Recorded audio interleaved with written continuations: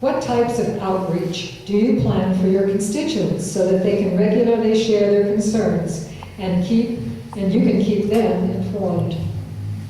Well, it depends on what mode of communication works for them, right? We have a really young group in Ward 5 in addition to more seasoned residents. And so, if they need me to come down, have a coffee with them so we can hear their concerns, I'm going to be available for that. If it's a text message, we can text all day. If it's an email, so for me it's about being flexible and meeting the needs of the constituents.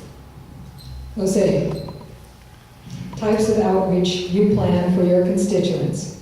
I agree. I still struggle with the new, I still call it a pound sign. It's not a hashtag, it's a pound sign. So, I'm sorry for that, but we have to. I'm old school. I want to talk. I want to knock on somebody's door and I want to go say what's going on. Now, obviously I can't do that if I'm blessed enough to win this election and I'm just struggling to make ends meet and get a little bit of sleep in between. But dialogue.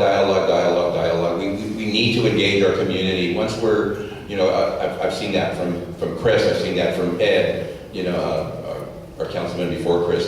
They just constantly reached out to people. They constantly talk to people. It's work, and they take notes. It's funny how they can go back and, yeah, I talked to you on this day, on this time, and this is what we did. It's old school, but our neighbors love that. Our community really feels you're listening to me. So that's something that I would embrace. Sean?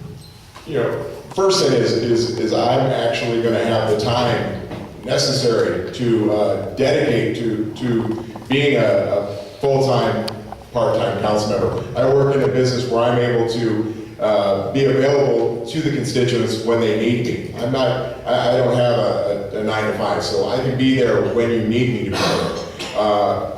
I plan to have monthly open houses in the community throughout the community at different recreation centers, and I also commit to weekly meetings with it throughout each neighborhood. So we'll go through every neighborhood until we get to the end, and we'll start over again each week. I will meet with different neighborhoods. Councilmember MacArthur's one of the best things he's done as a council member is his responsiveness. And I believe that the next council member, which will hopefully be me, needs to maintain those levels of responsiveness that when the constituents call, you get on top of it. And he's done a great job, and I want to continue that.